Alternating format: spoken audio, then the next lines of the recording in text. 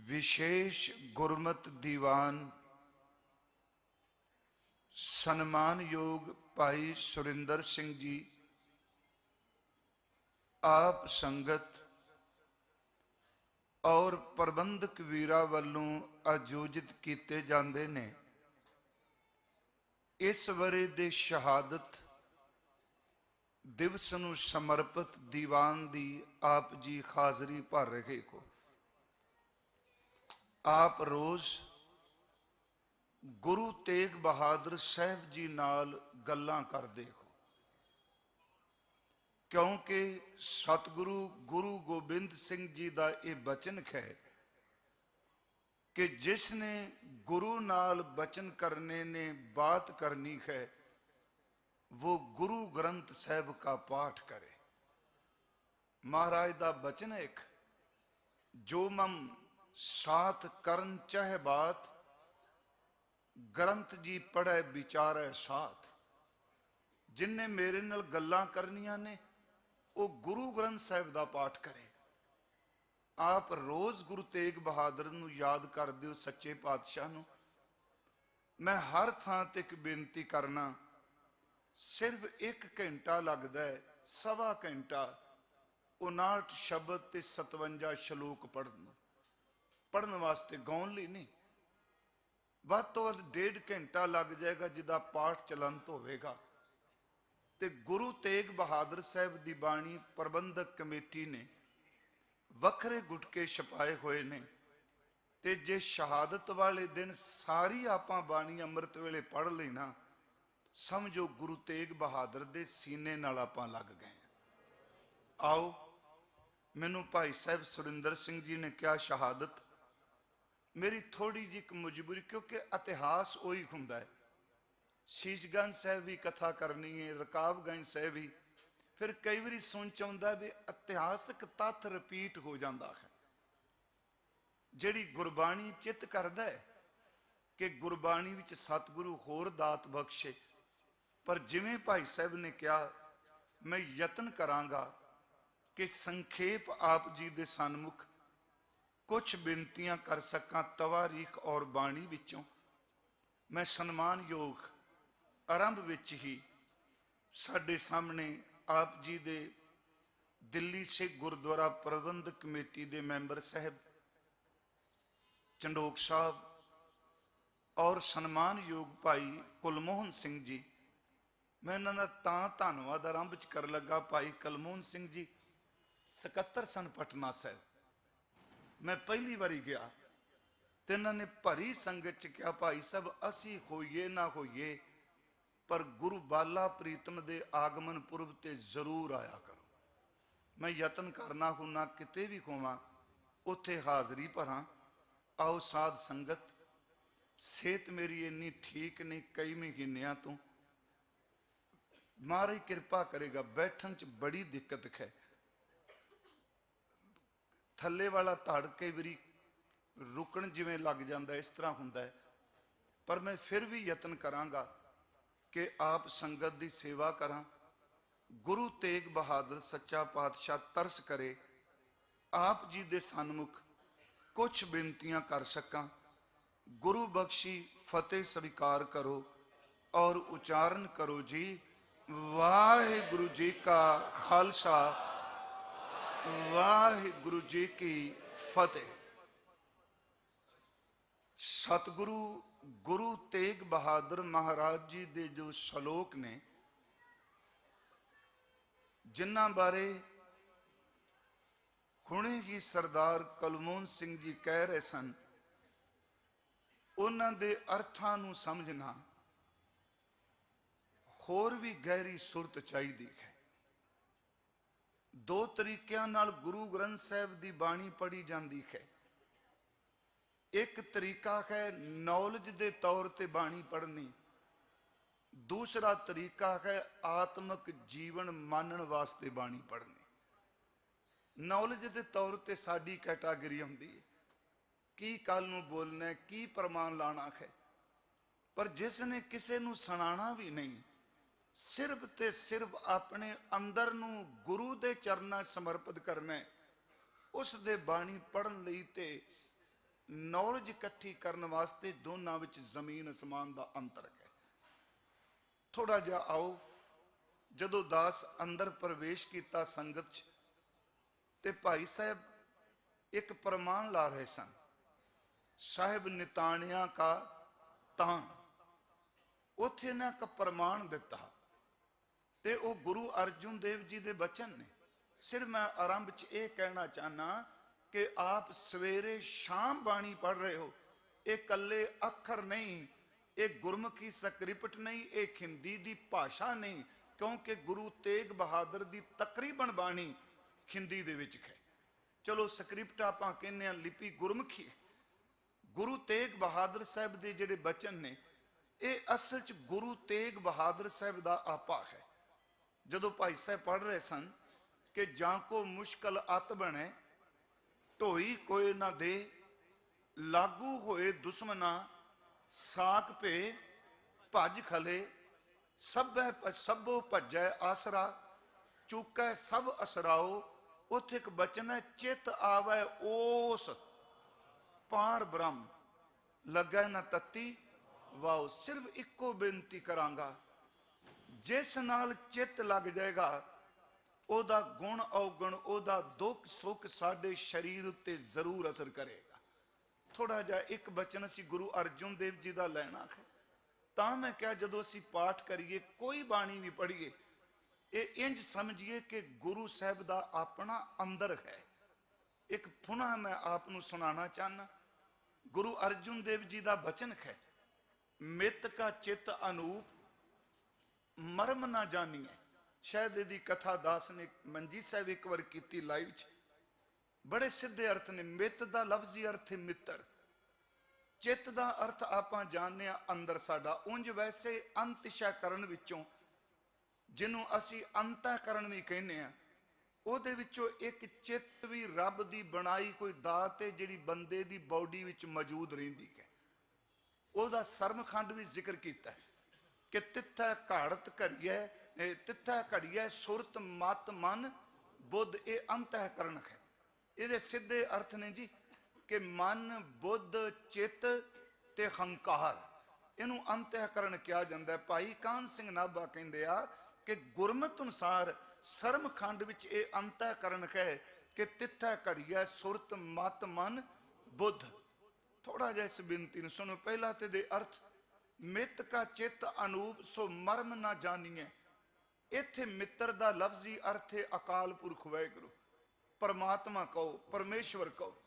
ਤੇ ਇੱਕ ਵਾਰ ਦਾਸ ਨੇ ਬੇਨਤੀ ਕੀਤੀ ਕਿ ਗੁਰੂ ਗ੍ਰੰਥ ਸਾਹਿਬ ਵਿੱਚ ਜਿੰਨੇ ਸਾਡੇ ਸੰਸਾਰੀ ਰਿਸ਼ਤੇ ਨੇ, ਸੱਚ ਇਹ ਵੇ ਕਿ ਸਤਿਗੁਰਾਂ ਨੇ ਸੰਸਾਰੀ ਰਿਸ਼ਤਿਆਂ ਨੂੰ ਆਧਾਰ ਬਣਾ ਕੇ ਪਰਮਾਤਮਾ ਨਾਲ ਇਸ ਤਰ੍ਹਾਂ ਰਿਸ਼ਤਾ ਬਣਾਇਆ ਹੈ। ਜਿਵੇਂ ਸੁਣਿਓ, ਸੰਸਾਰੀ ਰਿਸ਼ਤੇ ਇੱਕ ਪਾਸੇ ਬਾਣੀ ਕਹਿ ਰਹੀ ਝੂਠ, ਮਾਂ ਝੂਠ, ਪਿਤਾ ਝੂਠ, ਪੁੱਤਰ ਪਰਿਵਾਰ ਸਭ ਝੂਠ। ਪਰ ਦੂਜੇ ਪਾਸੇ ਮਹਾਰਾਜ ਉਸੇ ਸ਼ਬਦਾਵਲੀ ਨੂੰ ਪਰਮਾਤਮਾ ਵਾਸਤੇ ਵਰਤਦੇ ਪਏ। ਅਸੀਂ ਇੱਕ ਪਾਠ ਕਰਨੇ ਆ ਗੁਰੂ ਨਾਨਕ ਸਾਹਿਬ ਜੀ ਦਾ ਕਿ ਜਨ ਪਿਸਰ ਪਦਰ ਬਿਰਾਦਰਾਂ ਕਸ ਨੇਸ ਦਸਤੰਗੀਰ, ਆਖਿਰ ਵਿਅਫਤਮ ਕਸ ਨਾ ਦਾਰਦ ਚੂੰ ਸ਼ਬਦ ਤਕਬੀਰ। की स्त्री की पिता की पुत्र, कोई बच्चा, कोई भी बांह पकड़ने वाला नहीं। पर गुरमुखो लफ्ज माता पिता भैन भरा वरते, पर दूजे पासे सतगुरु ने उस रिश्ते दियां मोह दियां तंदां असी माणियां ने। ਉਹਦੇ ਲਈ पढ़ाई की लोड़ नहीं, बच्चे नूं मां मुहब्बत कर दी है, मोह की तंद है। सच एवे भैन भरावां दियां मोह दियां तंदां ने, पति पत्नी की मोह की तंद है। गुरु साहब ने उस मोह दियां तंदां की व्याख्या करदियां इहनूं रब दे सच्चे प्यार दियां तंदां विच बदल दिता। फिर मेरी इस बेनती नूं सुनियो। एक पासे असीं शब्द पढ़िआ कि कोई किसी दा नहीं, मात पिता सुत बंधव कुछ भी नहीं, पर दूजे पासे महाराज कहते हर जी माता, हर जी पिता, हर जी ओ प्रतिपालक। तू मेरा पिता, तू है मेरा माता, तू मेरा बंधप, तू मेरा। महाराज तुसीं ते कहंदे हो सारे रिश्ते कूड़े ने। फिर सुनो इस बरीकी नाल कि आप जी कह रहे हो माता भी झूठ, पिता भी झूठ, सारे रिश्ते झूठे। परमात्मा नाल जोड़ रहे हो कि वह माता भी है, पिता भी है, भैन भी है, भरा भी है, पति भी है। महाराज कहंदे इस करके तेनू कह रहा तू जिउंदे जी इन्हां झूठे रिश्तियां दियां मोह दियां तंदां नू माणिया है। जे इन्हां नू पलट के रिश्ता रब नाल बन जाए वो हर थां ते हर रिश्ता तेरे नाल निभा देगा। वो मां भी है, वो पिता भी है, वो भरा भी है। उंज जे तुसी शिष्टाचार की गल करो, देखो थोड़ा जिहा होर ते एक मैं आप सब नू करनी है। सीसगंज रकाबगंज साहब ये हो सकता आपने सुनी, मैं आप एक बेनती करांगा, हर सिख गुरु ग्रंथ साहब का पाठ करो प्लीज। हर सिख गुरु नानक साहब जी का 350 साल आ रहा है। ये रिपीट मैं कर लगा शब्द गुरु ग्रंथ साहब के जिहड़ा ये स्वरूप है ना, जिहड़े प्रकाश ने ज्यादा ये स्वरूप के 1430 अंग ने। उंज वैसे गुरु अर्जुन देव जी ने, गुरु गोबिंद सिंह जी ने अंग निर्धारित नहीं किए। ये उदों बने जो मशीनी छापे आया। असल च हस्तलिखित बीड़ का कभी तुसी दरबार साहब का हुक्मनामा ते 1430 अंग की बीड़ का हुक्मनामा देखोगे, तुसी कहोगे सिंह साहब विचकारों लेंदे पे। पर आप सब नूं पता गुरु साहब का अंग पलट के लेंदे, क्योंकि जदों हस्तलिख बीड़ च लिखिया जाता है ये निर्भर करता है लिखारी कलम मोटी वरतेगा कि बरीक वरतेगा। जे बरीक कलम वरतेगा तो कागज घट लगेगा, अंग घट बनणगे। जे मोटी कलम नाल लिखाई करेगा तो कागज जिहड़ा है वो ज्यादा लगेगा, अंग ज्यादा बनणगे। ये उंज असीं कई वारी कह देना महाराज ने 1430 अंगां नूं मत्था टेकता। मेरी बेनती जो 1430 अंग को नहीं सन, हथ लिखित बीड़ां दे अंग इक्को नहीं, हाँ शब्द सारे इक्को ने। जिहड़ी 3 तरह दीयां बीड़ां ने जी, एक करतारपुरी बीड़ है, मैं थोड़ा जिहा बेनती करनी। दूसरी भाई बन्नों वाली खारी बीड़ है जिहड़ी कानपुर है, ते जिहड़ा आपां मत्था टेकने ये दमदमी बीड़ है। हालांकि बीड़ां बहुत ज्यादा मिलदियां ने हस्तलिख। खारी बीड़ में तां शब्द वरते है कि करतारपुरी बीड़ कुछ विद्वानां दा ये भरोसा है वो बीड़ है जिहड़ी गुरु अर्जुन देव ने भाई गुरदास साहब तो लिखाई। उन्होंने असीं करतारपुरी बीड़ कहने नाम देने लई। दूजी बीड़ भाई बन्नों वाली नूं खारी तां कहिंदे आ, उहदे विच मीराबाई दा शब्द, सूरदास दा शब्द है, कुछ होर भी बाणी शब्द चलो वरतला होर शब्द ने, पर उन्होंने खारी बीड़ कहा जाता है भी यदी प्रमाणिकता नहीं। जदों दास कथा करन जांदा, मैं महाराष्ट्र च कई थावां ते उदासियां दे डेरियां ते दर्शन किए, खारियां बीड़ां ने। पर जिन्हों ऐ मत्था टेकना ये दमदमी बीड़, दमदमी बीड़ कि जेड़ी गुरु गोबिंद सिंह जी ने दमदमा साहब भाई मनी सिंह जी तो लिखवाई, इनू तां दमदमी कहने। ते हजूर साहब उस बीड़ नूं मत्था टेकिया। यही कारण कि इहदे आरंभ च लिखिया मिलता है कि इस बीड़ दे उतारे दमदमी बीड़ तो कीते गए। मैं तां कहन लगा कि भावें प्रचारक के कीर्तनिया प्रबंधक के कोई भी है, असी सब तो पहला सिख हाँ। हर सिख घट्टो घट अपनी जिंदगी च एक बारी गुरु ग्रंथ साहब के दर्शन कर जाए। सुनियो इस बेनती। मैनू पता है शहर सहज पाठ करते हैं। पहली गल पंजाबी पढ़न तो बिना सहज पाठ नहीं शुद्ध हो सकना। मैनू पता है हिंदी देवनागरी पढ़ी जाती, कित्थे छोटा हो किते बोलिया जाता है, छोटे ही की मात्रा बोल देने। पर जदों असी गुरबाणी की ग्रैमर पढ़ांगे तो गुरबाणी का व्याकरण ही बड़ा वखरा है कि औंकड़ की अर्थ रख दिए, सिहारी की अर्थ रख दिए। चलो मेरा विषय नहीं अजे गुरबाणी उचारण बारे, पर मैं आपको बेनती करा जिहदा शुद्ध पाठ पाठी सिंह करदा है। पंजाबी पढ़न च सहायक है पाठ, पर याद रखो संथ्या लैन तो बिना पाठ शुद्ध नहीं हो सकता। फिर गल सुनो, क्योंकि आप कई बारी थां देखने संथ्या लेंदे नहीं। पंजाबी पढ़ी जी, देग बनाई बाबा जी दे चरनी लाता जी, पाठ शुरू हो गया। नहीं गुरमुखो, सच ए वे संथ्या तो बिना तो जपजी साहब दीयां 5 पौड़ियां भी शुद्ध नहीं पढ़ियां जांदियां। आकार नूं आकार ही पढ़ी जांदे आ, दातार नूं दातार ही पढ़ी जांदे आ, गुरा एक दे बुझाई नूं गुरा एक दे बुझाई पढ़ी जांदे आ। इस करके मैं बेनती करांगा, उंज दावा कोई संप्रदा, कोई पाठी, कोई ज्ञानी जिहड़ा दावा करदा मैं बिल्कुल शुद्ध पाठ कर लग पिया, खिमा करियो खौमे च जी रहा है। इस पूरे का अंत कदी भी किसी नहीं पाया, पर यतन तो करना चाहिए। मतलब ये नहीं कि आप संथ्या लैनी। मैं सिर्फ एक तुहानूं बरीकी थोड़ी गल कर लगा कि शुद्ध पाठ जिहड़ा पाठी करदा है ਉਹ 2 ਘੰਟੇ ਵਿੱਚ ਬੋਲ ਕੇ ਨਾ ਜੀ 60 ਅੰਗ ਗੁਰੂ ਗ੍ਰੰਥ ਸਾਹਿਬ ਦੇ ਘਰ ਜਾਂਦਾ ਹੈ। ਆਪ ਨੂੰ ਪਤਾ ਜਿਹੜੇ ਅਖੰਡ ਪਾਠ ਸਾਹਿਬ ਦੀ ਡਿਊਟੀ ਲਾਉਂਦੇ ਆ, ਉਹ ਬੋਲ ਕੇ ਪਾਠ ਕਰੇ ਨਾ ਜੀ 120 ਮਿੰਟਾਂ ਵਿੱਚ ਉਹ 60 ਅੰਗ ਪਾਠ ਕਰਦਾ। ਇਹਦਾ ਮਤਲਬ 2 ਮਿੰਟ ਵਿੱਚ ਇੱਕ ਅੰਗ ਹੋ ਗਿਆ। 2 ਘੰਟਿਆਂ ਵਿੱਚ 60 ਅੰਗ ਨਾ, ਤੇ ਸ਼ਬਦ ਅੰਗ ਹੀ ਕਹਿਣਾ, ਨਾ ਪੱਤਰਾ ਕਹੋ, ਨਾ ਪੇਜ ਕਹੋ, ਤੇ ਨਾ ਪੰਨਾ ਕਿਆ ਕਰੋ। ਮੈਂ ਇਹ ਵੀ ਬੇਨਤੀ ਆਪ ਨੂੰ ਕਰਾਂਗਾ, ਇਹ ਦੁਨੀਆ 'ਚ ਧਰਮ ਗ੍ਰੰਥ ਬੜੇ ਨੇ, ਉਹਨਾਂ ਦੇ ਪੰਨੇ ਪੇਜ ਤੇ ਪੱਤਰੇ ਹੋ ਸਕਦੇ ਨੇ, ਪਰ ਚੇਤੇ ਰੱਖਿਓ ਇਕੱਲਾ ਗ੍ਰੰਥ ਨਹੀਂ, ਇਹ ਗੁਰਤਾ ਗੱਦੀ ਤੇ ਅਸੀਨ ਕਹੇ। ਤੇ ਗੁਰੂ ਗੋਬਿੰਦ ਸਿੰਘ ਕਹਿੰਦੇ ਆ ਕਿ ਗੁਰੂ ਗ੍ਰੰਥ ਸਾਹਿਬ ਦਾ ਇੱਕ ਇੱਕ ਜਿਹੜਾ ਸ਼ਬਦ ਕਹੇ ਉਹ ਮੇਰਾ ਅੰਗ ਜਾਣੀ। ਭਾਈ ਨੰਦ ਲਾਲ ਸਾਹਿਬ ਨੂੰ ਕਹਿੰਦੇ ਆ ਦੂਸਰ ਰੂਪ ਗ੍ਰੰਥ ਜੀ ਜਾਨ, ਇਨੋ ਅੰਗ ਮੇਰੋ ਕਰਮਾਨ।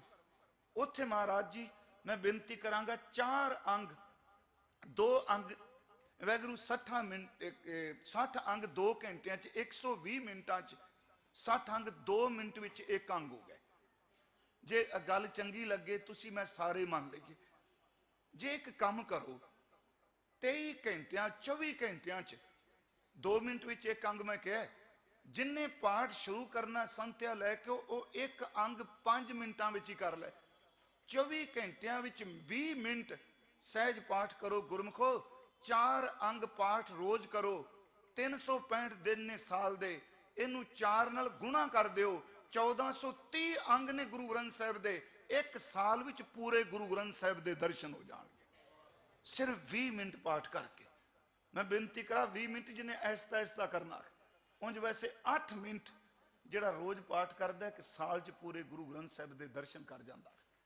ਤੇ ਸਾਡੀ ਅੱਧਿਓਂ ਜ਼ਿਆਦਾ ਅੰਦਰ ਦੇ ਸਵਾਲ ਉਹਨਾਂ ਦਰਸ਼ਨਾਂ ਵਿੱਚੋਂ। ਮੈਂ ਤੇਰੀ ਬੇਨਤੀ ਕਰ ਲੱਗਾ ਭਾਈ ਸਾਹਿਬ, ਕਿਉਂਕਿ ਤੁਸੀਂ ਰੋਜ਼ ਗਾ ਰਹੇ ਹੋ ਸਕਦਾ ਕਿਸੇ ਦੇ ਮਨ 'ਚ ਇਹ ਵੀ ਫੁਰਨਾ ਕਿਤੇ ਬੈਠਿਆਂ ਉੱਠਦਾ ਹੋਵੇ ਕਿ ਰੋਜ਼ ਹੀ ਸ਼ਲੋਕ ਪੜ੍ਹੀ ਜਾਂਦੇ ਆ, ਹੋ ਸਕਦਾ ਹੈ, ਕਿਉਂਕਿ ਮਨੁੱਖੀ ਮਨ ਹੈ ਨਾ।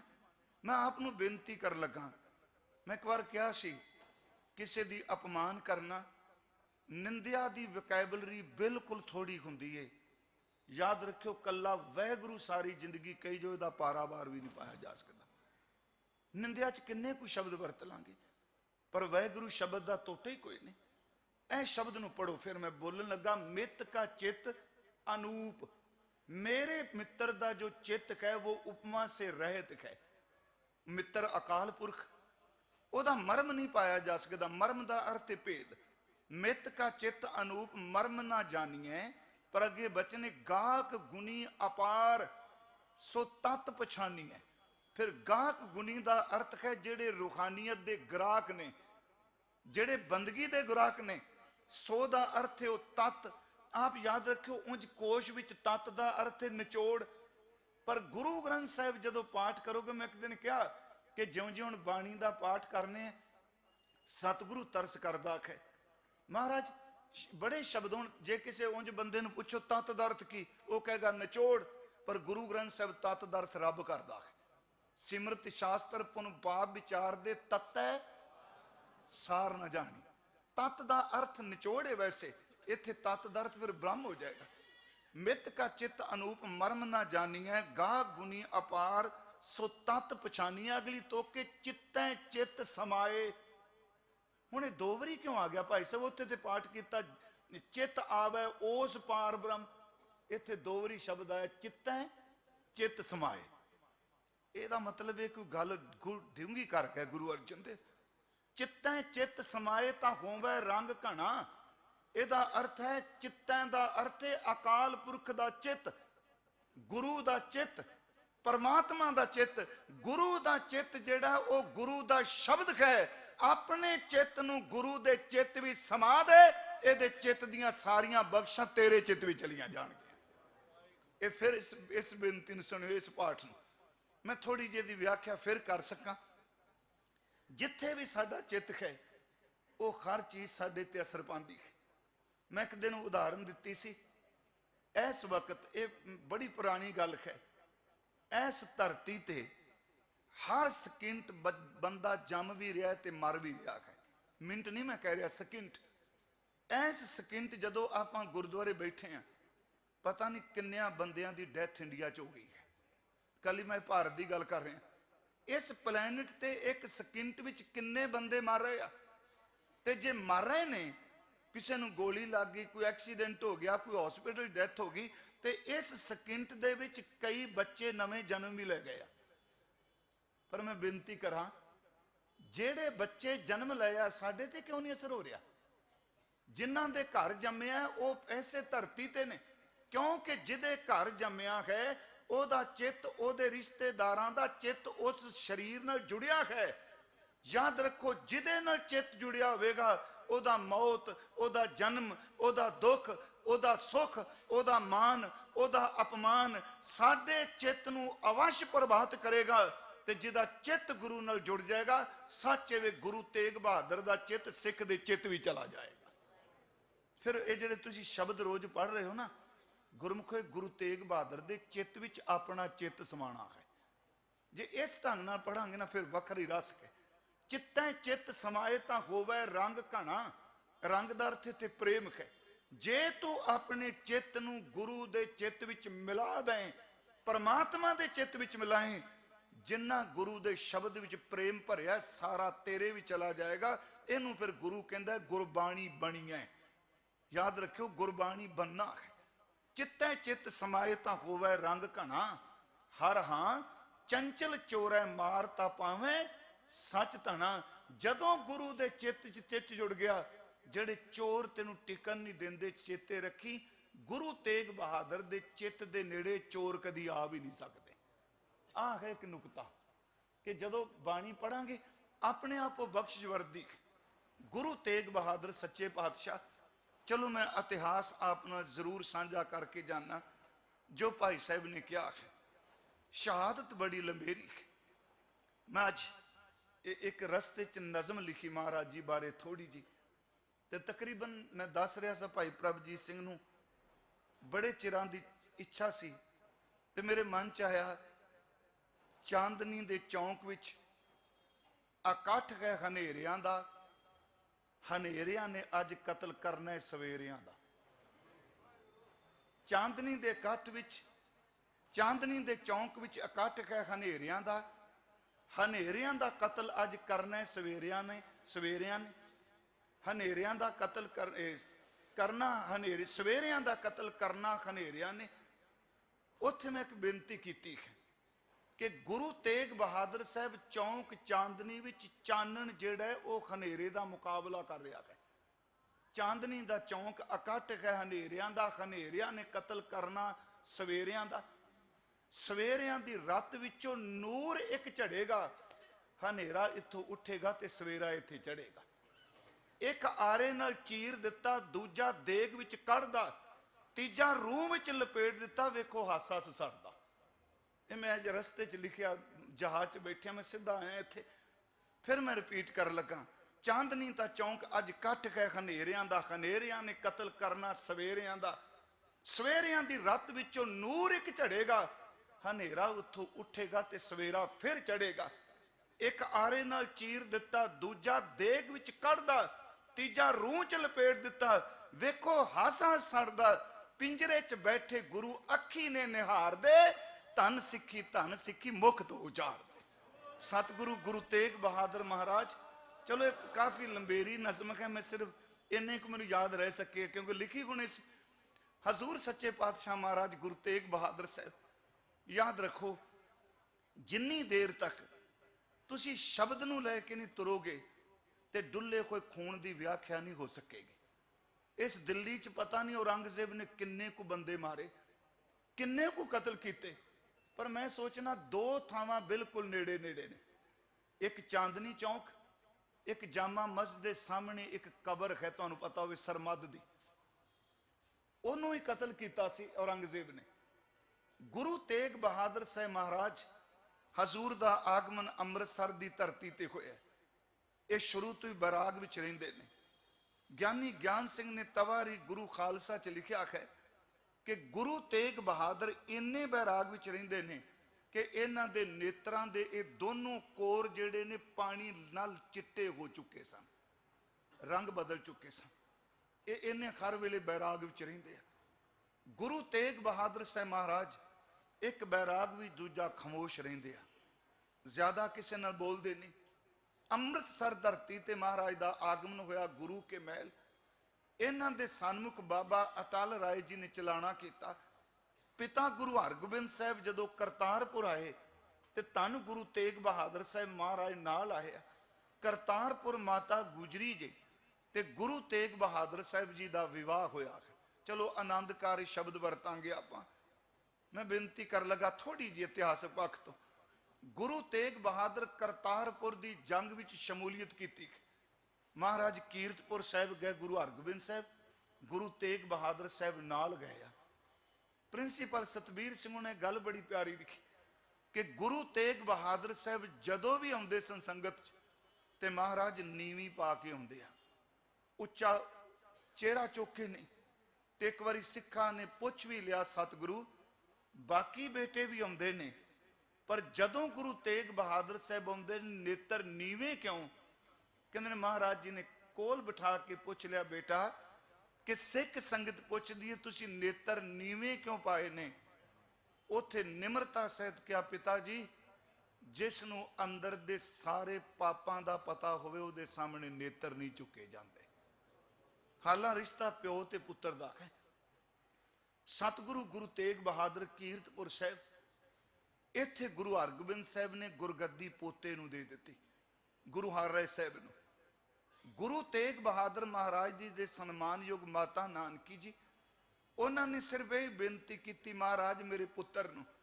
ਗੁਰੂ ਹਰਗੋਬਿੰਦ ਸਾਹਿਬ ਨੇ ਆਪਣੇ ਸ਼ਸਤਰ ਦਿੱਤੇ, ਪੋਥੀ ਦਿੱਤੀ, ਇੱਕ ਰੁਮਾਲ ਦਿੱਤਾ ਤੇ ਅਗਲਾ ਸ਼ਬਦ ਕਿਹਾ ਮਾਤਾ ਨਾਨਕੀ ਜੋ ਆਪਣੇ ਮਹਿਲ ਨੂੰ ਕਿ ਤੇਰੇ ਘਰ ਸਾਡੇ ਪਰਿਵਾਰ 'ਚ ਤੇਰਾ ਪੋਤਾ ਮਹਾਂਬਲੀ ਸੂਰਮਾ ਹੋਵੇਗਾ।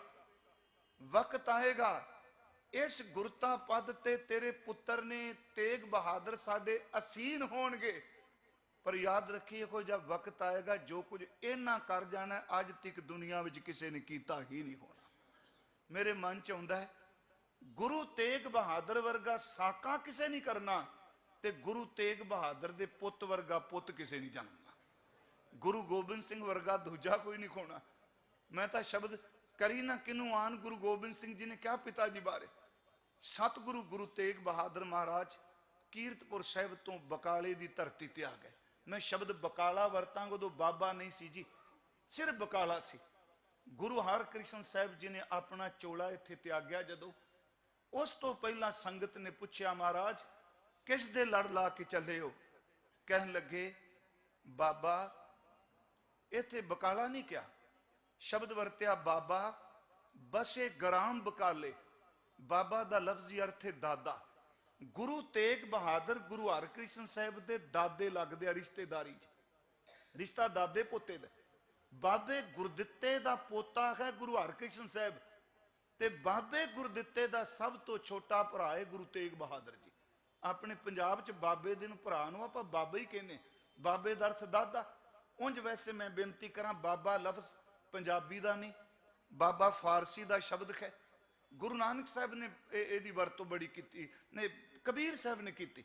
ਬਾਬਾ ਅਬ ਨਾ ਬਸੂੰ ਇਹ ਗਾਉਂ, ਬਾਬਾ ਬਿਖ ਦੇਖਿਆ ਸੰਸਾਰ, ਬਾਬਾ ਮਾਇਆ ਸਾਥ ਨਾ ਹੋਏ। ਉਂਝ ਸਾਡੇ 'ਚ ਅਕਸਰ ਲੋਕ ਉਮਰ ਨੂੰ ਦੇਖ ਕੇ ਬਾਬਾ ਕਹਿੰਦੇ। ਚਲੋ ਹੁਣ ਤਾਂ ਟੋਲਿਆਂ ਦੇ ਟੋਲੇ ਬਣ ਗਏ ਨਾ, ਬਾਬੇ ਜਿਹੜਾ ਮਰਜ਼ੀ ਸ਼ਬਦ ਵਰਤੇ। ਉਮਰ ਨੂੰ ਦੇਖ ਕੇ ਬਾਬਾ ਕਹਿੰਦੇ ਆ। ਗੁਰੂ ਘਰ ਉਮਰ ਨੂੰ ਦੇਖ ਕੇ ਬਾਬਾ ਪਦਵੀ ਨਹੀਂ, ਇੱਥੇ ਸੁਰਤ ਨੂੰ ਦੇਖ ਕੇ ਬਾਬਾ ਪਦਵੀ ਦਿੱਤੀ। ਯਾਦ ਰੱਖੋ ਇੱਥੇ 80 ਦੇ ਨੇੜੇ 75 ਦੇ ਨੇੜੇ ਟੁਕੇ ਧੰਨ ਬਾਬਾ ਦੀਪ ਸਿੰਘ ਨੇ। ਇੱਥੇ 7 ਸਾਲ ਤੇ 9 ਸਾਲ ਦੇ ਬਾਬਾ ਜੋਰਾਵਰ ਸਿੰਘ ਤੇ ਬਾਬਾ ਫਤਿਹ ਸਿੰਘ ਨੇ। ਉਮਰ ਤੁਸੀਂ ਦੇਖੋ। ਬਾਬਾ ਸੁਰਤ ਦਾ ਨਾਮ ਇਸ ਘਰ 'ਚ। ਉੱਥੇ ਮਹਾਰਾਜ ਨੇ ਕਿਹਾ ਬਾਬਾ ਬਸੇ ਗ੍ਰਾਮ ਬਕਾਲੇ ਬਨ ਗੁਰ ਸੰਗਤ ਸਕਲ ਸੰਭਾਲੇ। ਗੁਰੂ ਤੇਗ ਬਹਾਦਰ ਸਾਹਿਬ ਮਹਾਰਾਜ ਉਹਨਾਂ ਨੂੰ ਪ੍ਰਗਟ ਕੀਤਾ ਭਾਈ ਮੱਖਣ ਸ਼ਾਹ ਨੇ। ਤੇ ਮੈਂ ਇੱਕ ਵਾਰ ਇਹ ਵੀ ਕਿਹਾ ਸੀ ਮਹਾਰਾਜ ਨੂੰ ਸ਼ਾਹ ਮਿਲੇ, ਸ਼ਾਹ ਨੇ ਬੜੀ ਸੇਵਾ ਕੀਤੀ। ਮੱਖਣ ਸ਼ਾਹ ਮਿਲਿਆ, ਲੱਖੀ ਸ਼ਾਹ ਮਿਲਿਆ। ਤੁਸੀਂ ਦੇਖੋ ਮੱਖਣ ਸ਼ਾਹ ਜੋ ਕਰ ਰਿਹਾ ਲੱਖੀ ਸ਼ਾਹ ਉਹਦੇ ਵਿਪਰੀਤ ਕਰ ਰਿਹਾ। ਮੱਖਣ ਸ਼ਾਹ ਉੱਚਾ ਢੰਡੋਰਾ ਦੇ ਕੇ ਕਹਿੰਦਾ ਗੁਰੂ ਲਾਧੋ ਰੇ, ਗੁਰੂ ਲਾਧੋ ਰੇ। ਉਹ ਅੰਦਰ ਬੈਠੇ ਨੂੰ ਪ੍ਰਗਟ ਕਰ ਰਿਹਾ ਹੈ ਲੱਖੀ ਸ਼ਾ ਗੱਡੇ ਵਿੱਚ ਲੁਕਾ ਕੇ ਘਰ ਲੈ ਜਾਂਦਾ ਪਿਆ, ਘਰ ਨੂੰ ਅੱਗ ਪਿਆ ਲਾਂਦਾ। ਫਿਰ ਬੇਨਤੀ ਇੱਕ ਪ੍ਰਗਟ ਕਰਦਾ ਹੈ, ਦੂਜਾ ਲੁਕਾਂਦਾ ਪਿਆ। ਪ੍ਰਗਟ ਕਰਨ ਵਾਲਾ ਵੀ ਖੁਸ਼ੀ ਲੈ ਗਿਆ ਤੇ ਲੁਕਾ ਕੇ ਸੰਸਕਾਰ ਕਰਨ ਵਾਲਾ ਵੀ ਖੁਸ਼ੀ ਲੈ ਗਿਆ। ਮਹਾਰਾਜ ਗੁਰੂ ਤੇਗ ਬਹਾਦਰ ਸਿੰਘ ਨੂੰ ਭਾਈ ਮੱਖਣ ਸ਼ਾਹ ਨੇ ਪ੍ਰਗਟ ਕੀਤਾ। ਫਿਰ ਮਹਾਰਾਜ ਨੇ ਮਾਲਵੇ ਦਾ ਰਟਨ ਕੀਤਾ। ਮਹਾਰਾਜ ਪੂਰਬ ਤੱਕ ਗਏ। ਪੂਰਬ ਜਾਣ ਤੋਂ ਪਹਿਲਾਂ ਮਹਾਰਾਜ ਚੱਕ ਨਾਨਕੀ ਦਾ ਪੱਥਰ ਰੱਖ ਗਏ ਨੇ, ਨਗਰ ਦੀ ਸ਼ੁਰੂਆਤ ਕਰ ਗਏ ਆ, ਜਿਹਨੂੰ ਅਸੀਂ ਆਨੰਦਪੁਰ ਸਾਹਿਬ ਕਹਿੰਦੇ। ਮਹਾਰਾਜ ਪਟਨਾ ਸਾਹਿਬ ਪਹੁੰਚਦੇ ਆ। ਮੈਂ ਥੋੜਾ ਜਿਹਾ ਤੁਹਾਡਾ ਧਿਆਨ ਦਵਾਉਣਾ ਚਾਹਨਾ ਕਿ ਤੁਸੀਂ ਸ਼ਲੋਕ ਪੜ੍ਹਿਆ ਹੋਣੇ, ਸਾਰੇ ਪੜ੍ਹੇ ਨੇ ਨਾ ਜੀ। 57 ਸ਼ਲੋਕ ਤੇ 59 ਸ਼ਬਦ ਨੇ। ਮੈਂ ਇੱਕ ਵਾਰੀ ਕਿਹਾ ਸੀ, ਗੁਰੂ ਤੇਗ ਬਹਾਦਰ ਸਾਹਿਬ ਦੀ ਬਾਣੀ ਦੀ ਵਿਲੱਖਣਤਾ ਇਹ ਵੇ ਕਿ 59 ਦੇ 59 ਸ਼ਬਦਾਂ ਵਿੱਚ ਪਹਿਲੀਆਂ 2 ਤੁਕਾਂ ਹੀ ਰਹਾਉ ਦੀਆਂ ਤੁਕਾਂ ਨੇ। ਆਮ ਤੌਰ ਤੇ ਸ਼ਬਦਾਂ ਦੇ ਵਿਚਕਾਰ ਹੁੰਦਾ, ਪਰ ਇੱਥੇ ਪਹਿਲੀਆਂ ਤੁਕਾਂ। ਮਹਾਰਾਜ ਪਟਨਾ ਸਾਹਿਬ ਪਹੁੰਚਦੇ ਆ। ਜਿਹੜੇ ਤੁਸੀਂ ਹੁਣੇ ਸ਼ਬਦ ਪੜ੍ਹਿਆ, ਉਸਤਤ ਨਿੰਦਿਆ ਨਾਹੀਂ ਜੇ ਕੰਚਨ ਲੋ ਸਮਾਨ, ਜਾਂ ਪੜਿਆ ਸੁਖ ਦੁਖ ਜੈ ਪਰਸੈ ਨਹੀਂ, ਉਹ ਸਾਰੇ ਆਪਾਂ ਸ਼ਬਦ ਪੜ੍ਹਦੇ ਆ। ਲੋਭ ਮੋਹ ਅਭਮਾਨ ਕਹੋ ਨਾਨਕ ਸੁਨ ਰੇ ਮਨਾ, ਸੋ ਮੂਰਤ ਭਗਵਾਨ। ਉਸਤਤ ਨਿੰਦਿਆ ਨਾਹੀਂ ਜੇ ਕੰਚਨ ਲੋ ਸਮਾਨ, ਕਹੋ ਨਾਨਕ ਸੁਨ ਰੇ ਮਨਾ, ਮੁਕ ਤਾਹੀਂ ਤੈ ਜਾਨ। ਹਰ ਕਿਸੋਗ ਜਾਂ ਕਹਿ ਨਹੀਂ, ਬੈਰੀ ਮੀਤ ਸਮਾਨ, ਕਹੋ ਨਾਨਕ ਸੁਨ ਰੇ ਮਨਾ, ਮੁਕ ਤਾਹੀਂ ਤੈ ਜਾਨ। ਇੱਕ ਸ਼ਬਦ ਜੋ ਨਰ ਦੁਖ ਮੈਂ ਦੁਖ ਨਹੀਂ ਮਾਨੇ, ਸੁਖ ਸਨੇ ਅਰ ਭੈ ਨਹੀਂ ਜਾ ਕੇ ਕੰਚਨ ਮਾਟੀ ਮਾਨੇ। ਟਿਕਾ ਥੋੜਾ ਜਿਹਾ ਬਣਾਈ ਰੱਖਿਓ। ਗੁਰੂ ਤੇਗ ਬਹਾਦਰ ਪਟਨਾ ਸਾਹਿਬ ਪਹੁੰਚਦੇ ਆ, ਪਰ ਮਹਾਰਾਜ ਆਪ ਨਹੀਂ ਉੱਥੇ ਰੁਕਦੇ। ਸਤਿਗੁਰੂ ਪਰਿਵਾਰ ਨੂੰ ਛੱਡ ਕੇ ਆਪ ਅੱਗੇ ਚਲੇ ਜਾਂਦੇ ਆ। ਮੈਂ ਸਿਰਫ ਅਕਸਰ ਕਹਿਣਾ ਹੁੰਦਾ, ਸੱਚੀ ਮੁੱਚੀ ਗੁਰੂ ਤੇਗ ਬਹਾਦਰ ਵਰਗੀ ਸੁਰਤ ਲੱਭਣੀ ਨਾਮੁਮਕਿਨ ਸ਼ਬਦ ਕਹੋ ਜੀ, ਅਸੰਭਵ ਹੈ। ਮਹਾਰਾਜ ਆਪ ਢਾਕੇ ਬੈਠੇ ਆ, ਘਰ ਬੱਚੇ ਦਾ ਜਨਮ ਹੁੰਦਾ ਹੈ। ਮਾਤਾ ਗੁਜਰੀ ਜੀ ਦੀ ਕੁੱਖ ਚੋਂ ਗੁਰੂ ਗੋਬਿੰਦ ਰਾਏ ਜਨਮ ਆਗਮਨ ਹੁੰਦਾ ਹੈ। ਤੇ ਮੈਂ ਇੱਕ ਵਾਰ ਕਿਹਾ ਸੀ, 45 ਸਾਲ ਦੀ ਉਮਰ ਹੈ ਗੁਰੂ ਤੇਗ ਬਹਾਦਰ ਦੀ ਜਿੱਦਣ ਘਰ ਬੇਟਾ ਪੈਦਾ ਹੋਇਆ। 54 ਸਾਲ ਦੀ ਉਮਰ ਚ ਮਹਾਰਾਜ ਸ਼ਹਾਦਤ ਦਾ ਜਾਮ ਪੀ ਜਾਂਦੇ। 45 ਸਾਲ ਦੀ ਉਮਰ ਹੈ। ਤੇ ਦੂਜੀ ਗੱਲ ਚੇਤੇ ਰੱਖਿਓ, ਵਿਆਹ ਹੋਇਆਂ ਨੂੰ 32 ਸਾਲ ਹੋ ਚੁੱਕੇ ਨੇ। 32 ਸਾਲਾਂ ਬਾਅਦ ਰੱਬ ਨੇ ਬੱਚੇ ਦੀ ਦਾਤ ਦਿੱਤੀ। ਤੁਸੀਂ ਦੇਖੋ ਕਿਹੜਾ ਬੰਦਾ ਮੋਹ ਚ ਵੱਜਾ ਜੀ, ਕਿਹੜਾ ਬਚ ਸਕੇਗਾ। 32 ਸਾਲ ਬਾਅਦ ਘਰ ਸੰਤਾਨ ਹੋਵੇ, ਅਗਲਾ ਕਹੇਗਾ ਮੈਂ ਘਰੋਂ ਜਾਣਾ। ਮਹਾਰਾਜ ਗੁਰੂ ਤੇਗ ਬਹਾਦਰ ਦੁਖੀਆਂ ਦੇ ਦੁੱਖ ਹਰਦੇ ਪਏ ਆ। ਉਹਨਾਂ ਦੇ ਘਰ ਵਿਆਹ ਤੋਂ ਬਾਅਦ 32 ਸਾਲ 33 ਸਾਲ ਬਾਅਦ ਪੁੱਤਰ ਜਨਮ ਲੈ ਰਿਹਾ ਹੈ। ਇਹ ਨਹੀਂ ਕਿ ਸੁਣਿਆ ਤੇ ਵਾਪਸ ਆ ਗਏ। ਜਿੱਦਣ ਪੁੱਤਰ 5 ਸਾਲ ਦਾ ਹੋ ਗਿਆ, ਬਾਪੂ ਤੇ ਬੇਟਾ ਪਹਿਲੀ ਵਾਰ ਮਿਲੇ।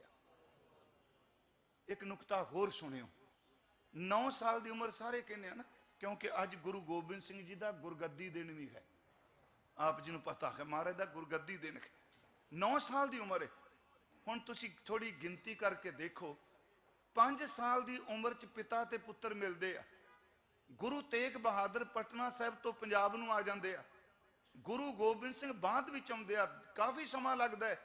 ਸੱਚ ਇਹ ਵੇ ਕਿ ਗੁਰੂ ਗੋਬਿੰਦ ਸਿੰਘ ਨੇ ਆਪਣੇ ਬਾਪੂ ਦੀ ਗੋਦ 2.5 ਸਾਲ ਤੋਂ ਵੱਧ ਨਹੀਂ ਮਾਣੀ। ਕਦੇ ਸੋਚਿਆ ਜੀ? 2.5 ਸਾਲ ਤੋਂ ਵੱਧ ਨਹੀਂ ਰੁਕੇ। ਪਿਤਾ ਜੀ ਪਹਿਲਾਂ ਬਾਹਰ ਸਨ, ਆਏ 2.5 ਸਾਲ। ਫਿਰ ਮਹਾਰਾਜ ਨੇ ਸ਼ਬਦ ਕਹੇ, ਮਦਰ ਦੇਸ਼ ਹਮਕੋ ਲੈ ਆਏ ਗੁਰੂ ਗੋਬਿੰਦ ਸਿੰਘ, ਭਾਂਤ ਭਾਂਤ ਦਈਨ ਦੁਲਰਾਏ, ਕਿੰਨੀ ਅਨਕ ਭਾਂਤ ਰੱਛਾ, ਦੀਨੀ ਭਾਂਤ ਭਾਂਤ ਕੀ ਸਿੱਛਾ। ਮਹਾਰਾਜ ਕਹਿੰਦੇ ਜਬ ਹਮ ਕਰਮ ਧਰਮੋ ਆਏ, ਦੇਵ ਲੋਕ ਤਾਂ ਪਿਤਾ ਸਦਾ। ਕਹਿੰਦੇ ਜੇ ਉੱਠੇ ਵੀ ਨਹੀਂ ਸਾਂ ਤੇ ਪਿਤਾ ਜੀ ਸਿਰ ਤੋਂ ਚਲੇ ਗਏ। ਮੈਂ ਬੇਨਤੀ ਕਰਾਂ, ਗੁਰੂ ਤੇਗ ਬਹਾਦਰ ਸਾਹਿਬ ਨੇ ਆਨੰਦਪੁਰ ਸਾਹਿਬ ਚ ਆਇਆ, ਜਿਹੜਾ ਦਿਨ ਆਪਾਂ ਮਨਾਉਂਦੇ ਪਏ, ਇਹ ਗੱਲ ਚੇਤੇ ਰੱਖਿਓ। ਮੈਨੂੰ ਪਤਾ ਸਾਡੇ ਪ੍ਰਚਾਰਕ ਇਹ ਸ਼ਬਦ ਕਹਿੰਦੇ ਆ ਕਿ ਔਰੰਗਜ਼ੇਬ ਬੜਾ ਕੱਟਰ ਮੁਸਲਮਾਨ ਸੀ। ਸੁਣਨੇ ਆ ਨਾ, ਮੈਂ ਕੱਲ ਜਾਣਾ ਸੀ, ਔਰੰਗਾਬਾਦ ਤੋਂ ਆਇਆ, ਉਹਦੇ ਨੇੜੇ ਕਬਰ ਹੈ ਖੁਲਦਾਬਾਦ, ਤੁਹਾਨੂੰ ਦੇਖੀ ਹੋਣੀ ਸ਼ਾਇਦ। ਤੇ ਮੈਂ ਦਰਸ਼ਨ ਸ਼ਬਦਾਂ ਨਹੀਂ ਵਰਤਾਂਗਾ, ਮੈਂ ਵੇਖਣ ਇੱਕ ਵਾਰੀ ਗੈਦ ਕੀ ਜਾ ਨਹੀਂ ਸਕਿਆ। ਉਹ ਕਬਰ ਉਹਦੀ ਬਾਹਰ ਹੈ ਜੀ। ਉਹਦੇ ਜਿਹੜੇ ਬਾਕੀ ਪਰਿਵਾਰ ਦੇ ਜੀ ਨੇ, ਉਹਨਾਂ ਦੀਆਂ ਕਬਰਾਂ ਵੀ ਖੁਲਦਾਬਾਦ ਨੇ।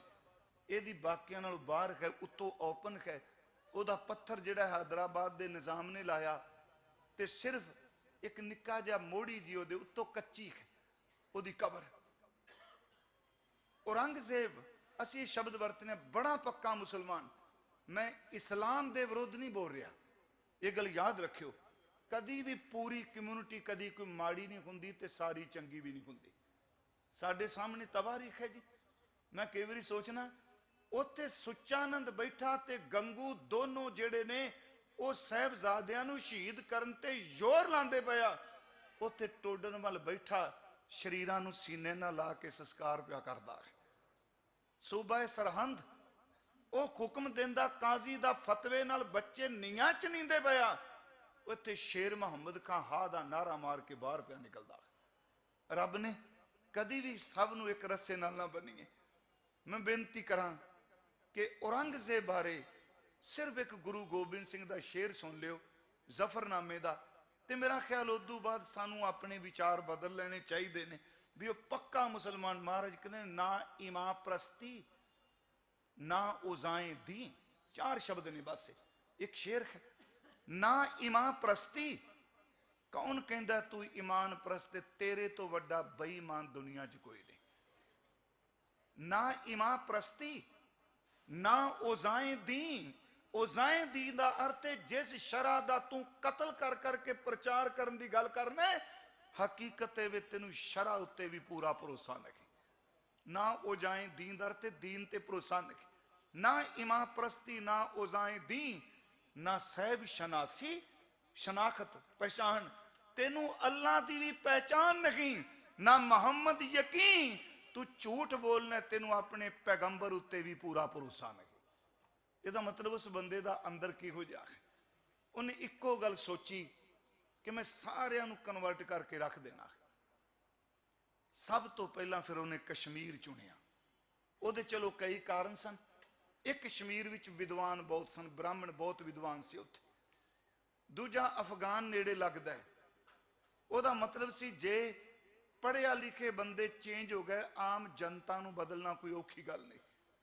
ਸੱਚ ਇਹ ਵੇ ਉੱਥੇ ਫਿਰ ਇਹਨੇ ਗਵਰਨਰ ਇੱਕ ਚੇਂਜ ਕਰ ਦਿੱਤਾ ਸੀ। ਉਹ ਸੈਫਦੀਨ, ਮਹਾਰਾਜ ਨੂੰ ਸੈਫਾਬਾਦ ਮਿਲਿਆ ਪਟਿਆਲੇ ਨੇੜੇ, ਜਿਹਨੂੰ ਬਹਾਦਰਗੜ੍ਹ ਕਹਿੰਦੇ। ਇੱਥੇ ਫਿਰ ਉਹਨੇ ਕਿਹਾ ਸੀ ਇਹ ਸਾਰੇ ਬੰਦੇ ਇਸਲਾਮ ਚਾਉਣੇ ਚਾਹੀਦੀ ਆ, ਲਾਲਚ ਨਾਲ, ਜ਼ਬਰਦਸਤੀ ਨਾਲ। ਪਰ ਮੈਂ ਇੱਥੇ ਆਪ ਨੂੰ ਇੱਕ ਬੇਨਤੀ ਹੋਰ ਕਰਦਾ ਜਾਵਾਂ ਕਿ ਗੁਰਮਤ ਵਿੱਚ ਧਰਮ ਦੀ ਬਹੁਤ ਵੱਡੀ ਵਿਆਖਿਆ ਕੀਤੀ ਹੈ, ਪਰ ਕਿਤੇ ਗੁਰਬਾਣੀ ਨਹੀਂ ਕਹਿੰਦੀ ਕਿ ਕਿਸੇ ਬੰਦੇ ਦੇ ਈਮਾਨ ਨੂੰ ਬਦਲਣ ਲਈ ਉਹਦੇ ਨਾਲ ਧੱਕਾ ਕੀਤਾ ਜਾਏ। ਫਿਰ ਸੁਣਿਓ, ਨਾ ਲਾਲਚ ਨਾ ਧੱਕਾ। ਅੱਜ ਵੀ ਜਦੋਂ ਅਸੀਂ ਅੰਮ੍ਰਿਤ ਸੰਚਾਰ ਹੁੰਦਾ ਹੈ, 5 ਪਿਆਰੇ ਸਾਹਿਬ ਅੰਮ੍ਰਿਤ ਛਕਾਉਂਦੇ ਆ, ਜਿਹੜੇ ਪੰਜਾਂ 'ਚ ਲੱਗਦੇ ਆ ਉਹਨਾਂ ਨੂੰ ਪਤਾ ਹੈ ਪੰਜਾਂ 'ਚ ਉਹ ਅਰਦਾਸ ਕਰਨ ਤੋਂ ਪੈਂਦੇ ਆ ਲਾਲਚ ਨਾਲ, ਧੱਕੇ ਨਾਲ, ਜ਼ਬਰਦਸਤੀ ਨਾਲ। ਜਿਹੜੇ ਬੰਦੇ ਵੀ ਆਏ ਆ ਉਹ ਬਾਹਰ ਜਾ ਸਕਦੇ ਆ, ਉਹ ਅੰਮ੍ਰਿਤ ਨਹੀਂ ਛਕ ਸਕਦੇ। ਇਹ ਪ੍ਰੇਮ ਦੀ ਖੇਡ ਇਸ ਤਰ੍ਹਾਂ ਕਹਿੰਦੇ ਆ ਜੀ, ਬਾਅਦ 'ਚ ਅਰਦਾਸ ਹੁੰਦੀ। ਇਹਨਾਂ ਨੇ ਫਿਰ ਕਸ਼ਮੀਰ ਦੇ ਪੰਡਤਾਂ ਤੇ ਜਦੋਂ ਜ਼ੋਰ ਪਾਇਆ, ਇਹ ਪੰਡਤ ਸਾਰੀਆਂ ਥਾਵਾਂ ਤੇ ਗਏ। ਮਟਨ ਨਿਵਾਸੀ ਪੰਡਤ ਕਿਰਪਾ ਰਾਮ ਦੱਤ, ਇੱਥੋਂ ਤੱਕ ਕਿਹਾ ਜਾਂਦਾ ਇਹ ਅਮਰਨਾਥ ਦੀ ਯਾਤਰਾ ਵਿੱਚ ਵੀ ਗਏ।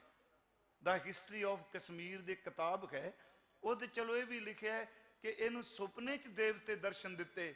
ਉਹ ਕਹਿੰਦੇ ਨੇ ਤੁਹਾਡੇ ਅਥਰੂ, ਤੁਹਾਡੀ ਜੇ ਕੋਈ ਬਾਂਹ ਪਕੜ ਸਕਦਾ ਹੈ ਤੇ ਸਿਰਫ ਗੁਰੂ ਨਾਨਕ ਸਾਹਿਬ ਦਾ ਘਰ ਹੀ ਪਕੜ ਸਕਦਾ ਹੈ। ਮਹਾਰਾਜ ਜਦੋਂ ਆਨੰਦਪੁਰ ਸਾਹਿਬ ਨੇ ਪਰਿਵਾਰ 'ਚ ਰਹਿ ਰਹੇ ਆ, ਉਹਨਾਂ ਨੂੰ ਕਿਸੇ ਨੇ ਸੁਨੇਹਾ ਭੇਜਿਆ ਵੀ ਤੁਸੀਂ ਆਪਣਾ ਧਰਮ ਕਨਵਰਟ ਕਰੋ। ਗੁਰੂ ਤੇਗ ਬਹਾਦਰ ਸਾਹਿਬ ਨੂੰ ਸੁਨੇਹਾ ਭੇਜਿਆ। ਇਹ ਪੰਡਤ ਆਏ ਆ ਤੇ ਉਦੋਂ ਜਿਹੜਾ ਦਰਬਾਰ ਗੁਰੂ ਸਾਹਿਬ ਦੇ ਘਰ ਦੇ ਸਾਹਮਣੇ ਲੱਗਦਾ ਸੀ। ਉਹ ਜਿਹੜੇ ਕਿਲੇ ਨੇ ਤਾਂ ਬਾਅਦ ਚ ਗੁਰੂ ਗੋਬਿੰਦ ਸਿੰਘ ਜੀ ਨੇ ਬਣਵਾਏ।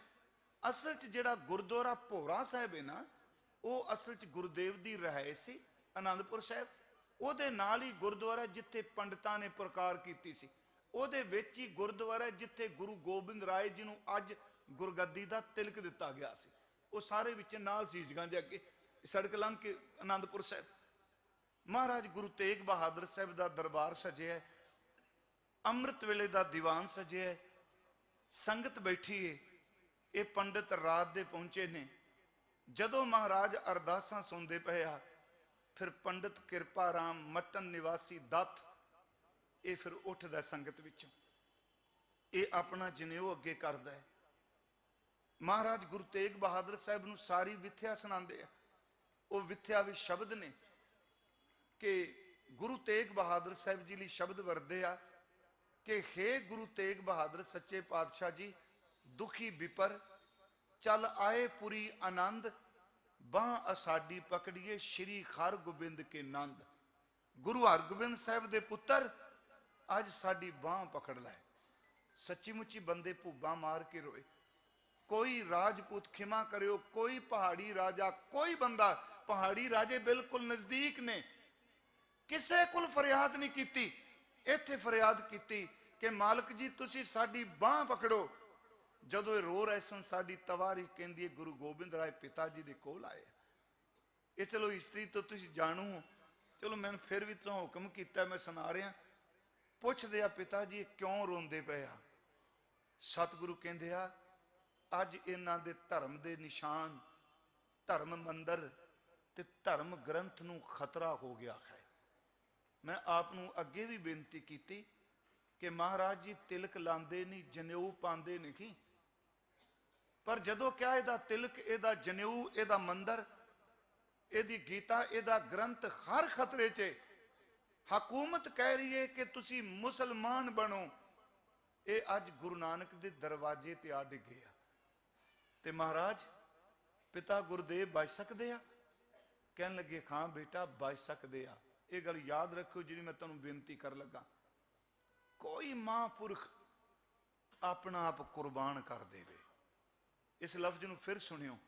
ਦੁਨੀਆ ਬਹੁਤ ਮਰਦੀ ਏ ਜਦੋਂ ਬੰਦਗੀ ਵਾਲੇ ਦੇ ਖੂਨ ਦੇ ਬੂੰਦਾਂ ਡਿੱਗਦੀਆਂ ਨੇ ਤੇ ਸੱਚੀ ਮੁੱਚੀ ਤਵਾਰੀਖ ਬਦਲ ਜਾਂਦੀ ਹੈ। ਔਰੰਗਜ਼ੇਬ ਨੇ ਕੋਈ ਘੱਟ ਬੰਦੇ ਮਾਰੇ ਨੇ?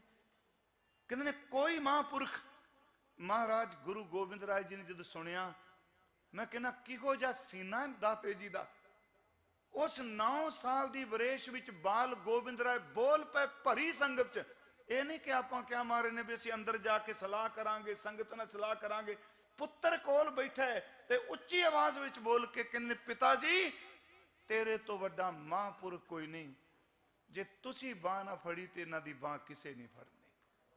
ਮਹਾਰਾਜ ਨੇ ਜਦੋਂ ਇਹ ਸ਼ਬਦ ਕਿਹਾ, ਆਪ ਤੋਂ ਵੱਡਾ ਮਹਾਂਪੁਰਖ ਨਹੀਂ। ਸੱਚੀ ਮੁੱਚੀ ਪਿਆਰਿਓ, ਗੁਰੂ ਤੇਗ ਬਹਾਦਰ ਸਾਹਿਬ ਤੋਂ ਵੱਡਾ ਕੋਈ ਨਹੀਂ ਸੀ ਉਸ ਵੇਲੇ, ਤੇ ਅੱਜ ਵੀ ਇਹ ਤੋਂ ਵੱਡਾ ਕੋਈ ਨਹੀਂ ਜੀ। ਮੈਂ ਕਿਹਾ ਚਲੋ ਸੀਸਗੰਜ ਆਪਾਂ ਵਿਚਾਰ ਕਰਨੀ ਹੈ, 3 ਦੀਵਾਨ ਨੇ ਉੱਥੇ। ਗੁਰੂ ਤੇਗ ਬਹਾਦਰ ਸਾਹਿਬ ਸੁਣਦੇ ਆ ਜਦੋਂ ਇਹਨਾਂ ਕਿਹਾ ਗੱਜ ਕੇ ਬੰਧਨ ਕੱਟ ਨਖਾਰੇ, ਜਿਹੜਾ ਤੁਸੀਂ ਪੜ੍ਹ ਰਹੇ ਸੀ ਨਾ, ਬਾਲ ਚੁਟਕਿਓ ਬੰਧਨ ਪਰੇ, ਇਹ ਪੰਡਤਾਂ ਨੇ ਵੀ ਕਿਹਾ ਗੱਜ ਕੇ ਬੰਧਨ ਕੱਟ ਨਖਾਰੇ, ਤੁਮ ਗੁਰੂ ਨਾਨਕ ਕੇ ਅਵਤਾਰੇ। ਜਿਮ द्रौपदी राखी लाज, दय सुदामे काज सवार, सवार काज। दाता तू ओही है जिन्हें गद नूं छुड़ाया, तू ओही है जिन्हें द्रौपदी दी पत टकी। जदों रो पए, मैं कहना एडा वड्डा फैसला। कहन लगे जाओ औरंगजेब नूं कह दिओ साडा आगू गुरु तेग बहादुर है। जे तेग बहादुर नूं मना लोगे असीं सारे मन जाएंगे, क्योंकि अगवाई वो करन चल पिया जिहड़ा झक्खड़ वाओ ना डोली पर्वत मेरा। सतगुरु गुरु तेग बहादुर साहब ने शब्द किया। तो मैं एक बार इत्थे अर्ज कीती सी, सुनाई भी सी इत्थे घटना। महाराज जदों ये कहंदे ने साडी बांह पकड़िए, बांह साडी पकड़िए श्री हरगोबिंद के नंद। इत्थे फिर भाट दा बचन है, चित चरण कमल का आसरा, चित चरण कमल संग जोड़िए, मन लोचै बुराइयां गुर शब्दी ए मन होड़िए। उत्थे शब्द कहंदे आ बांह जिन्हां दी पकड़िए सिर दीजै बांह ना छोड़िए। तेग बहादुर बोलिया धर पईए धर्म ना छोड़िए। मैं जो हिस्टरी पढ़ना, भाई कुलमोहन सिंह बैठे सारे वीर है, पंडित कोई भी दिल्ली नहीं आया, शहादत वेले कोई नहीं आए। मती दास आए, सती दास आए, भाई दयाला जी आया, बाबा गुरदिता, बाबा बुढ़ा साहब दी अंश, भाई जैता जी का जिक्र पढ़ने। पर यह नहीं कहना पंडित कृपा राम कृपा सिंह बन के चमकौर की गड़ी शहीद होया है। आपको पता ही होना शायद, उन्हें 40 सिखां चों शहीद हो गया। उन्हें सिक्खी धारण की फिर गुरुदेव दी। जदों महाराज जी ने यह शब्द कहा भी असी ते साडे एक कवि होए ने जी राम नारायण सिंह जी दर्दी, उन्होंने कोई शब्द लिखे ने, कहने उस वक्त अथरू वग रहे सन ते महाराज शब्द ओदे कवि दे बोल ने, कहा पातशाह बच्चियो घरी जाओ, सिर दे के 7 बचांगा मैं। तुसीं हुण फिक्र ना करो। सच जे जदों पढ़ रहे सन कि गुरु तेग बहादुर सब थई जांदा है, ते चेते रखियो अज भी गुरु तेग बहादुर सारियां ते चादर पा के पत टक दिंदा है। सिर्फ सुनो इस बेनती, कहा पातशाह बच्चियों घर ही जाओ, सिर दे के 7 बचांगा मैं। हिंदू धर्म दे बुझ रहे दीवे अंदर, तेल अपने लहू दा पांगा मैं। पाया देश दियां जड़ां विच लहू अपना, भारत वर्ष दा बाग तां फल रहा है, हिंदू मंदिरां दे दीवियां विच अज भी लहू तेग बहादुर दा बल रहा है। गुरु तेग बहादुर साहब उन्हां क्या वो आ गए औरंगजेब नूं जां जो सुनेहा भेज दिता गवर्नर नूं कहा, उन्हां दी नज़र फिर गुरु तेग बहादुर साहब ते टिकी। मैनूं पता है कुछ विद्वान कहंदे आ मलकपुर तो महाराज की गिरफ्तारी, पर जिहड़ी रवायत है आपां उहनूं ही मन्नीए। मेरी प्लीज़ बेनती है, नवीं गल छड्ड देनी है, एवें दुविधा ना क्रिएट करिए। मैं कई बार कहना 3 माइयां महाराज दे घर च ऐसियां आईयां जी जिन्हां ने बजुर्गी अवस्था विच महाराज उन्हां तो कपड़ा लैणगे, तिन्हां तो। एक माता भागपरी श्रीनगर वाली गुरु हरगोबिंद साहब गए, दूजी माता गुरदई, कई हरदई कहंदे आ, माछीवाड़े जिदा कपड़ा रंग के गुरु गोबिंद सिंह उच दे पीर बने। उन्होंने भी कहा माई मैं तेरा कपड़ा लैना आ। तीजी आगरे गुरुद्वारा थान, माई थान है ना, हाँ उत्थे महाराज तां गए। उस माई थान तां कहंदे उन्हें थान महाराज लई कपड़ा बना के रखा। गुरु तेग बहादुर साहब गिरफ्तार हो गए। चलो जिहड़ा दिन आप अज मनाने पे हैं, इन्हां दिनां च गुरु तेग बहादुर कैद विच ने। 3 सिख महाराज दे नाल आ। गुरु तेग बहादुर साहब जी नूं कैद कर लिया गया। उस वक्त जिन्नी वारी भी गलबात हुई, उस वक्त 3 गल्लां सिर्फ हुकूमत ने रखियां। पहली गल कि तुसी इस्लाम कबूल करो। दूसरी गल कोई करामात दिखाओ। जे इन्हां दोनों विचों कुछ भी नहीं तो फिर तुसी मौत वास्ते तैयार रहो। सिर्फ 3 टोकना फैसला किया जी, तिन्हां चों एक मनो। तो मैं एक आ भी बेनती कर दें, एक बारी क्या सी उदों काफ़ी वैगुरू तरस किया कि महाराज नूं सारा परिवार विद्या करना आया जी आनंदपुर साहब, ये भी पता वापस नहीं आना। माँ उदों माता नानकी जी जिउंदे सन, वो आए। माता गुजरी जी अपने सुहाग नूं विद्या करना आई, गुरु गोबिंद राय अपने बापू नूं विद्या करना है। आनंदपुर साहब जो जाने आ, कीरतपुर साहब तो अगे एक पहाड़ी है, उत्थे निशान लगा है। क्या जाता है कि सारा परिवार इत्थों तक विद्या करना आया, ते महाराज गुरु तेग बहादुर साहब ने इत्थे कहा सी तुसी वापस चलो। सिख बिराह विच भी आए। इत्थों आनंदपुर साहब कुछ परिवार ऐसे ने जिहड़े महाराज दे वेले दे वसे आ, उन्हां दे पिछे दीवान लगदा है, जिवें कास दीवान हुंदी। उत्थे दस्सिया जांदा है कि महाराज सब नूं मिले आ, ते जदों माता नानकी जी नूं मिले, अपने माता जी नूं मत्था टेकिया ने। याद रखियो अदब ना भुलिए इस चीज़ का, मापियां का। मत्था टेकिया, माता जी ने सीस ते हथ रखिया, ते कहंदे उस वक्त कहंदे ने मां दसो मैं तुहाडी की सेवा करा। इतिहास कहता है चेहरे ते हाथ मार के बजुर्ग माता ने इको ही गल क्या, मेरे लाल ये मुस्करांदा होया चेहरा मैं फिर देखना चाहनी हाँ। सीस क्यों आनंदपुर साहब गया, ये चेहरा फिर देखना है। महाराज कहते ने वाकई मां तेरे नाल बचन किया, तेरे पुत्र का मुस्करांदा चेहरा तेरे को जरूर आएगा। महाराज गुरु तेग बहादुर साहब चलते हैं, गिरफ्तारी होंदी है, कैद होंदी है। एक दिन पहला 3 सिख शहीद किए जाते हैं। थोड़ा जा आओ इस थोड़ी जी सुरत आप टिकाइए। ते चांदनी चौंक है अज, देखो चौंक किन्नी इबादत किन्नी भावना रखते सिख उहदे ते।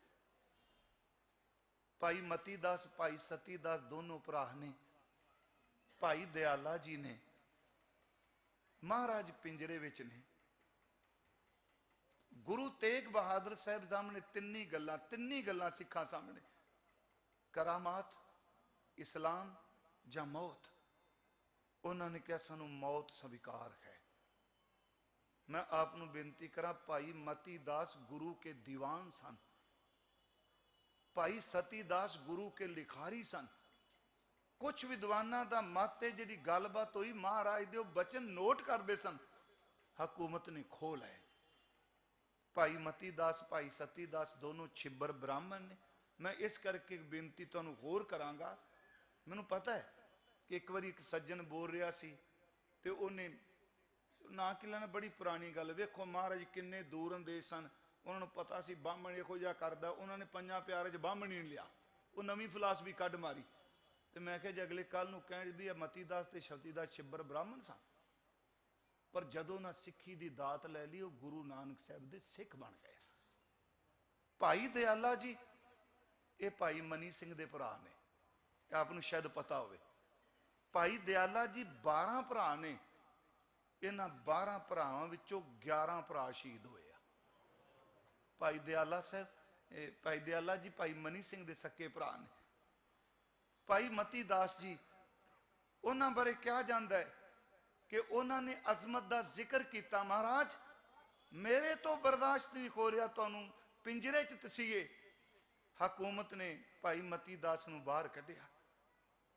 प्यारिओ, महाराज का पिंजरा बाहर लिआंदा गया। इस चौंक च बहुत वड्डा इकट्ठ होया। ये चांदनी चौंक च बड़ी भीड़ इकट्ठी। तो मैं गल कहना हुन्ना, भीड़ स्वार्थियां दी हुंदी है, सिदक डुबाण वाला एक अद्धा हुंदा है।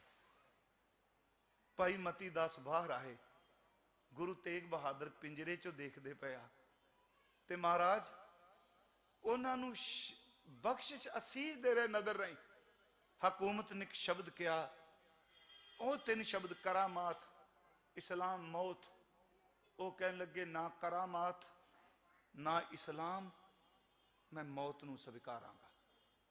उन्हें कहा मौत इक्को दम नहीं, और देख लकड़ दे तख्ते नूं तेरे वास्ते लिआंदे आ, और देख जलाद आरे नूं तिखियां कर रहा, तेरे सिर ते इस तरह चलेगा जिवें लकड़ उत्ते आरा चलदा है। भाई साहब कहने बिल्कुल। उन्हें कहा हुण तेरे सामने सिर्फ दो तरह की तेरे सामने चाहत है, चॉइस शब्द वरत लो। जे साडे वल तुरेगा ते दुनिया भर दा सुख मिलेगा, जे पिंजरे विच बैठे गुरु वल देखेगा तो सिर ते आरा चलेगा। आरा के तख्त। भाई साहब ने अगों बचन कहन लगे, काजी 2 विचों एक चुनना है, आरे दे दंदे जां संसार दा सुख। कहने चुना मैं दोनों विचों एक ही चुनागा, पर मैनू एक गल दी समझ नहीं पैंदी पई, मैं दोनों दा स्वाद एक दा ते चखिया दूजे दा नहीं। सुनियो, मैं दुनिया दा सुख सारे माने ने, पर अज तीकरा मैं आरा नहीं देखिया, सिर ते लग्या नहीं देखिया। एक काम कर, तू तख्ते च बीड़ के 2 दंदे मेरे सिर ते आरे दे ला दे, मैं वेख लांगा स्वाद की हो जाए, फिर मैं दसांगा केड़ा चुनना है। तो 2 रस्ते दिते ना मैनू। कहने तख्तियां विच बीड़ दिता। भाई साहब जी नूं गुरु तेग बहादुर साहब पिंजरे च देखते पे, जिहड़ा मैं शब्द अज वरतिया ना कि पिंजरे च बैठे गुरु अखी सी निहार दे, धन सिक्खी मुख तू उचार दे। भाई मती दास ने महाराज वाल नेत्र भर के देखा। सतगुरु गुरु तेग बहादुर साहब ने नदरे कर्म बख्शी, अपनी नदर तो बख्शिश बख्श दी। आरा सिर ते रखिया, 2 दंदे आरे विच गए। मैं कई बारी सहना तवा रीक सुनानी बड़ी सौखी है। 2 दंदे गए, खून नाल सारा मत्था नक दाड़ा भरिया गया। इको दम हथ करके कहने रुक, जलाद रुक गया। काजी कहंदा अजे भी सब कुछ हो सकता है, ज्यादा नहीं, सिर चीरिया गया। कहने तू मैनू पुछया सी दोनों चो केड़ा? कहन लगे बस इको गल चेते रखी, अज तीकरा संगत विच बैठ के गुरु तेग बहादुर दे सामने बड़े दीदार कीते। आ जिंदगी च मैं खुशकिस्मत आ जिन्नू इकल्ले नू समा मिलना है कि सामने गुरु होवे ते सिर ते आ चलदा होवे। कहंदा मैनू आ प्रवान है, आरा प्रवान है। मैं बेनती करा, एक बार इत्थे सुनाया सी कि 2 उंगलां जद सीस विच आरे पाया चीर, ਮਤੀ ਤਾਸ ਜੀ ਬੋਲਦੇ ਸੁਣ ਕਾਜੀ ਤਰਤੀਰ, ਰੋਮ ਰੋਮ ਵਿੱਚ ਮੈਂਡੜੇ ਪ੍ਰੀਤਮ ਵਸਿਆ ਆਪ, ਆਰਾ ਮੈਨੂੰ ਭੌਂਦਾ ਧਰਮ ਛੱਡਣਾ ਪਾਪ, ਟੁਕੜੇ ਇਸ ਸ਼ਰੀਰ ਦੇ ਕਰੇ ਜੇ ਲੱਖ ਕਰੋੜ, ਤਾਂ ਵੀ ਧਰਮ ਨਾ ਛੋੜ ਸਾਂ ਤੇਰਾ ਦੀਨ ਨਹੀਂ ਲੋੜ, ਆਰਾ ਪਿਆਰਾ ਲਗਤਾ ਹੈ ਕਾਰਾ ਕਰੋ ਬਣਾਏ, ਸਿਰ ਜਾਂਦਾ ਤੇ ਜਾਨ ਦੇ ਮੇਰਾ ਸਿੱਖੀ ਸਦਕ ਨਾ ਜਾਏ। ਜਦੋਂ ਆਰਾ ਚਲਾਨ ਲੱਗੇ ਫਿਰ ਅਖੀਰ ਉਹਨਾਂ ਕਿਹਾ ਕੋਈ ਅੰਤਮ ਇੱਛਾ, ਕੋਈ ਇੱਛਾ। ਭਾਈ ਸਾਹਿਬ ਕਹਿੰਦੇ ਇੱਕ ਹੈ ਪੂਰੀ ਕਰੋਗੇ? ਕਹਿੰਦੇ ਦੱਸੋ। ਇੱਕ ਤਾਂ ਕਹਿਣ ਲੱਗੇ ਤਖਤਿਆਂ ਦਾ ਮੂੰਹ ਗੁਰੂ ਤੇਗ ਬਹਾਦਰ ਵੱਲ ਕਰ ਦਿਓ, ਮੇਰੀਆਂ ਅੱਖਾਂ ਕੱਟੀਆਂ ਜਾਣ, ਮੈਂ ਚਾਹਨਾ ਆਖਰੀ ਸਾਹ ਵੀ ਆਪਣੇ ਮਹਿਬੂਬ ਦੇ ਚਰਨ ਦੇਖਦਿਆਂ ਕਰਾਂ, ਮੈਂ ਸੀਨੇ 'ਚ ਵਸਾਣਾ। ਦੂਜੀ ਮੇਰੀ ਇੱਛਾ ਪੂਰੀ ਕਰ ਦਿਓਗੇ ਕਿ ਮੈਨੂੰ ਓਨੀ ਦੇਰ ਤੱਕ ਮੇਰੀ ਜੀਵ ਨਾ ਕੱਟਿਓ ਜਿੰਨੀ ਦੇਰ ਤੱਕ ਜਪ ਨਹੀਂ ਪੂਰਾ ਹੋ ਜਾਂਦਾ। ਮਹਾਰਾਜ ਪਿੰਜਰੇ 'ਚੋਂ ਹੱਸ ਪਏ। ਇਹ ਹਾਸਾ ਕਿਉਂ ਨਹੀਂ ਸੀ, ਇਹ ਖੁਸ਼ੀ ਦਾ ਸੀ।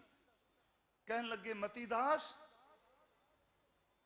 ਜੀਵ ਹੁਣ ਜਪਜੀ ਜੀਵ ਦਾ ਮੁਥਾਜ ਨਹੀਂ, ਜੀਵ ਚੱਲੇਗੀ ਤੇ ਜਪਜੀ ਆਰਾ ਤੇਰੇ ਅੰਦਰ ਚੱਲੇਗਾ, ਜਾਂ ਤੇਰੇ ਨਾਲ ਬਚਨ ਕੀਤਾ ਤੇਰੇ ਟੁਕੜਿਆਂ ਵਿੱਚੋਂ ਵੀ ਜਪਜੀ ਦੀ ਆਵਾਜ਼ ਆਵੇਗੀ।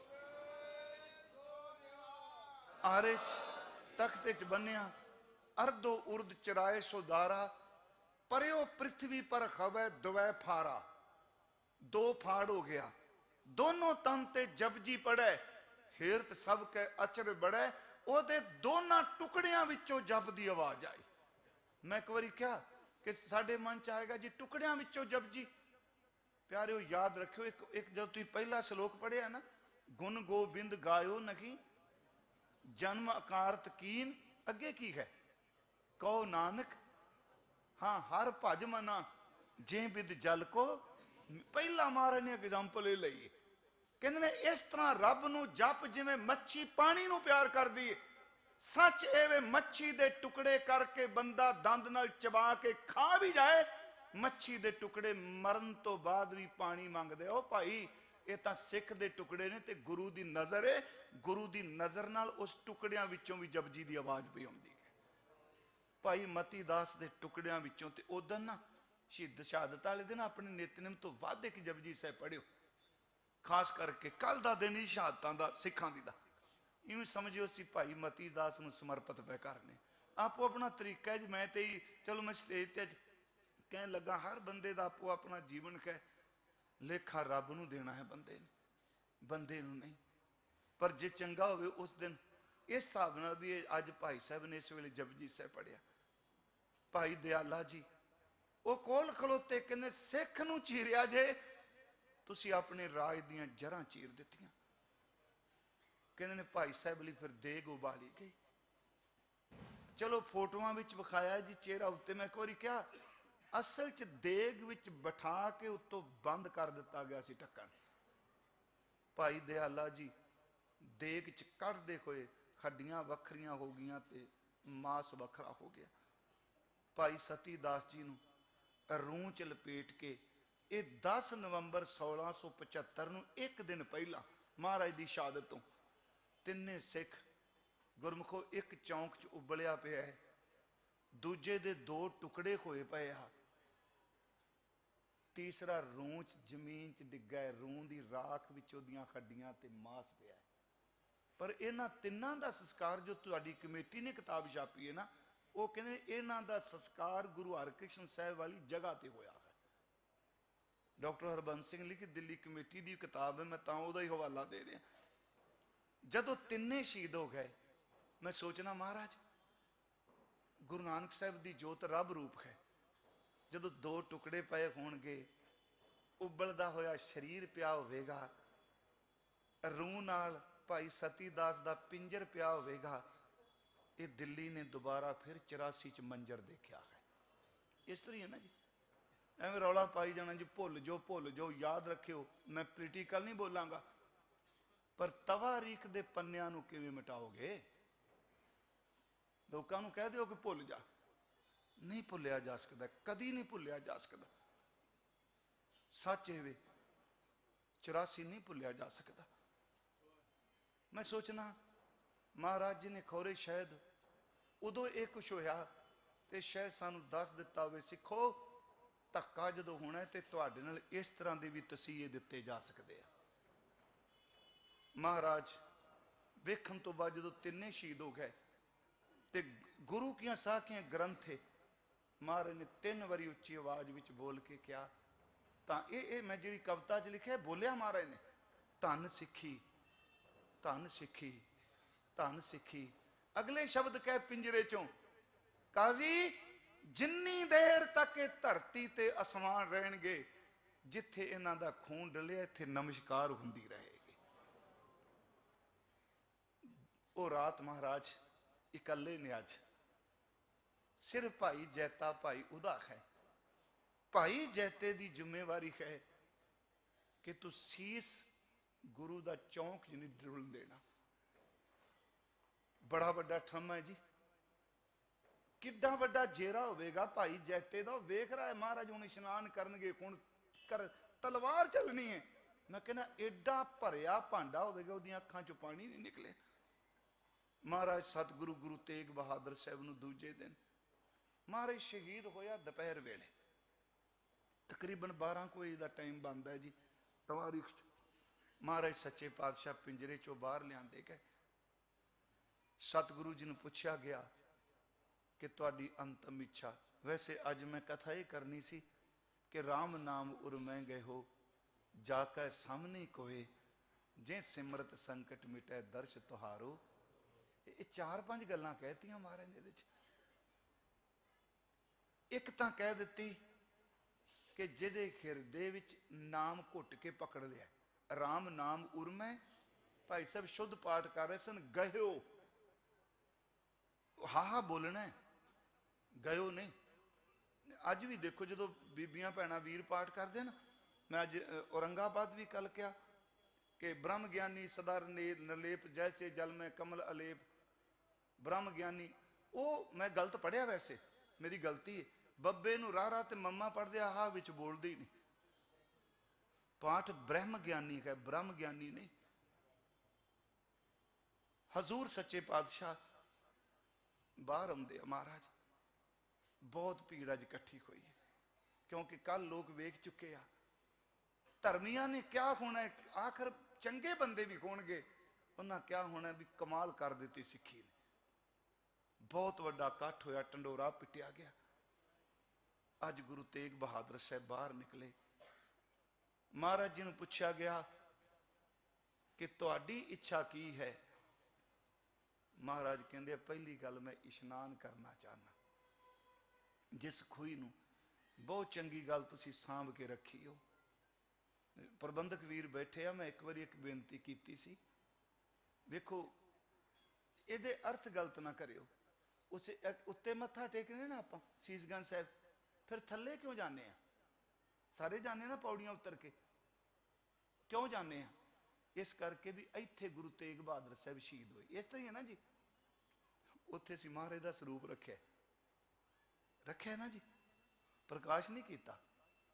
वो इस करके डरदे भी लोकी किते मिट्टी नूं मत्था टेक दे। गुरमुखो जिथे गुरु की रत डुल जाए ना याद रखियो उत्थे नहीं भी प्रकाश होगा धरती फिर भी मत्था टेकन जोग है। मेरी गल हो सकता कईयां नूं फिट नहीं बहनी जेड़े पिछे जाके मत्था टेकदे इस करके नहीं टेकदे थले महाराज का स्वरूप उन्होंने मत्था टेकन चले आ। याद रखियो प्रकाश उत्ते वे वो थले इत्थे इस तरह मत्था टेकदे इत्थे गुरु तेग बहादुर की रत डुली है। मैं फिर अर्ज करांगा तुसी कहोगे जी तो फिर थां की पूजा होगी। थां की धरती की पूजा नहीं हो रही।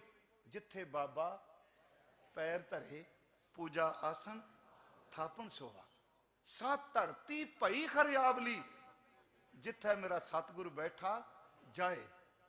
मैं फिर अर्ज करा ठीक है भी साडी भावना है भी तुसी चेते करा रहे हो भी गुरु ग्रंथ साहब का स्वरूप है।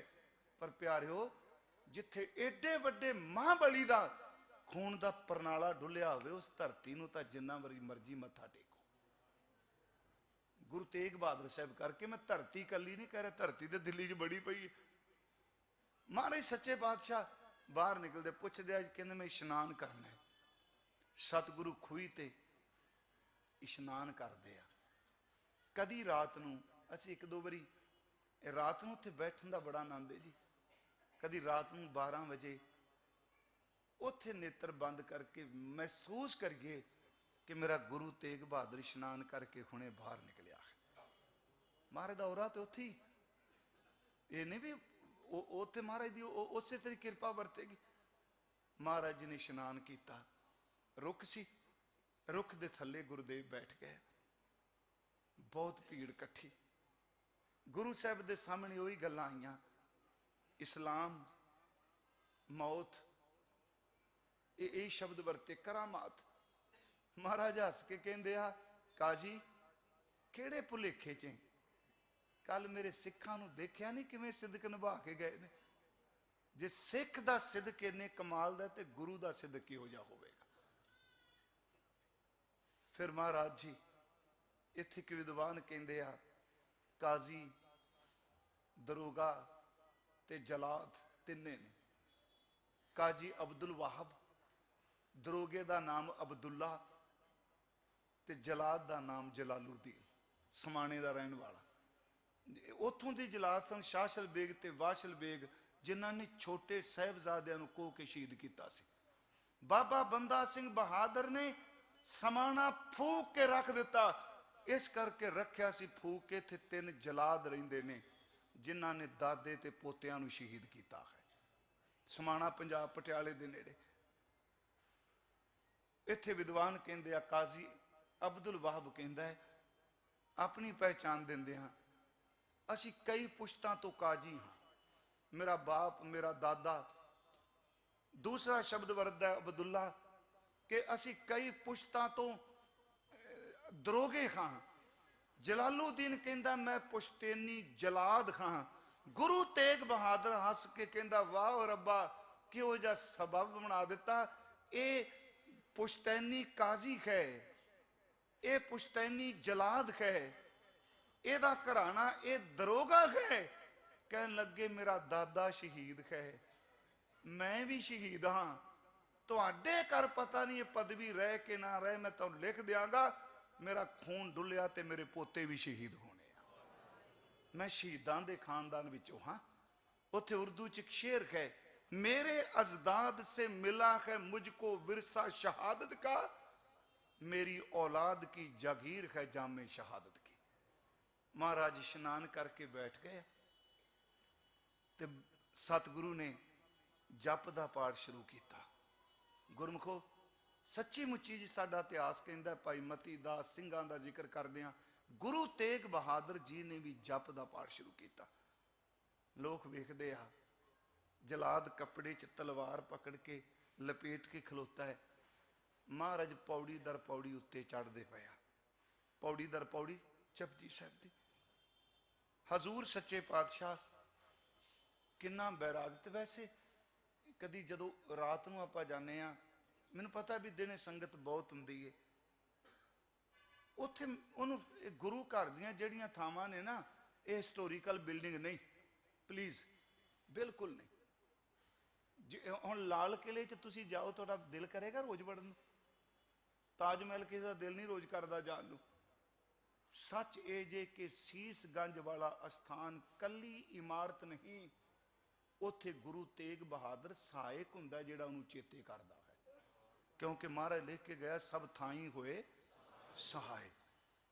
महाराज सच्चे पातशाह जी ने जपजी साहिब का पाठ शुरू किया। पौड़ी दर पौड़ी समाप्ति हुंदी पई है। भाई जैता वेखदा पिया। मैं इस करके उहदी युरत नूं मत्था टेकना। भाई जैता साहिब जी का प्रसंग वखरा है, मैं यतन करांगा रकाबगंज जिस दिन कथा करनी वो भी रिपीट कर दें। महाराज जी का वेंदा पिया हो कि किन्ना सिदक पालिया, अखां च पानी नहीं आया होना। ओ कोई नौकर नहीं, वो प्रेमी है, मरजीवड़ा है। जदों महाराज बैठे होणगे किवें उन्हें अंदर सांभ के रखिया होना है। जदों कृपाण चली उन्हें सब कुछ गुरु गोबिंद सिंह नूं दसिया। मैं चश्मदीद गवाह हाँ, मैं सिख भी वेख्या शहीद हुंदे, मैं बापू भी वेख्या शहीद हुंदा। भाई जैता कहंदा है, सच्चे पातशाह किरपा करी, मैनू जिहड़ी सेवा लाई आ, शरीर की परवाह नहीं, पर मैं तेरा सीस तेरी मां दे कोल जरूर लै जावां। जलादा ने जलाद जलालुद्दीन तैयार है। महाराज पाठ करते करते जो सचखंड वसै निरंकार, कर कर वेखै नदर निहाल, सच्ची मुची ब्रह्मंड गूंजिया उधर जप नाल। ये कोई आवाज ऐसी नहीं सी, ब्रह्मंड गूंज उठिया, जप गाउन लग पिया। पढ़ते पढ़ते जो श्लोक ते आए कि जिन्नी नाम ध्याया गए मशक्कत काल, नानक ते मुख उजले केती छुट्टी नाल।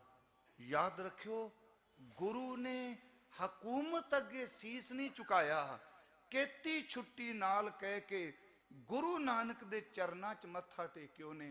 जलालुद्दीन ने पूरे जोर नाल तलवार दा वार किया। 54 साल दा गुरु तेग बहादुर धड़ एक पासे ते सीस एक पासे डिग पिया। सच्ची मुची तूफान आया, धरती कंब उठी। मैं बेनती करांगा, ठीक है भावना वाले कहते हैं भी सीस भाई जैता जी की झोली चला गया, वो इस करके कहते हैं भी महाराज का सीस रुलिया नहीं।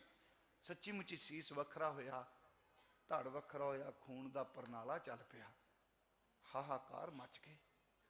बेनती करा लखी शाह लंघदा है, महाराज का धड़ झुकदा है, भाई जैता रात नूं फिर गुरु तेग बहादुर का सीस झुकदा है। ये इस करके चरस्ते कई ने टुकड़े करके भी लिखा भी टंग दियो, चलो बहुत कोई गलत मलत लिखा महाराज बारे जी, इस करके रखे। साहिबजादियां लाशां क्यों रात रहन दित्तियां? इहदा कारण सी लोग खौफ च जीण। आओ देखे टुकड़े पे आ चौंक दे विच डराण वास्ते। भाई जैता जी महाराज का सीस चुकते आ, लखी शाह धड़ चुक के जाता है।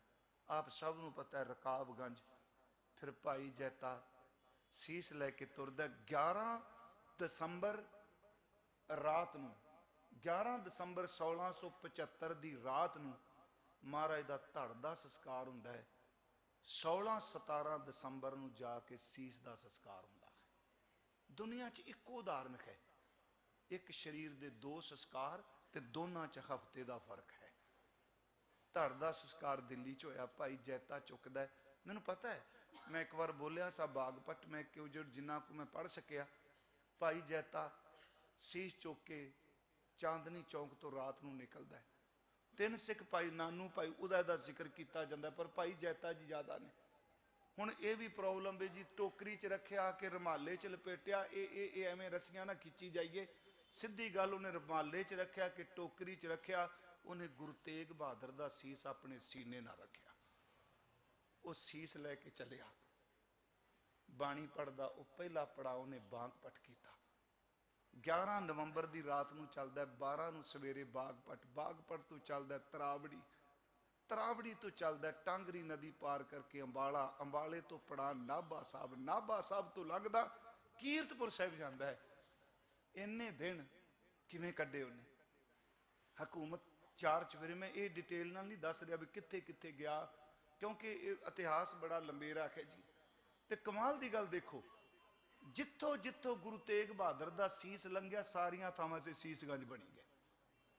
सीसगंज दिल्ली तो शुरू होंदा है ते आनंदपुर साहिब तक सीसगंज आंदा है। याद रखियो, एक सीसगंज इत्थे, एक आनंदपुर साहिब, तरावड़ी सीसगंज।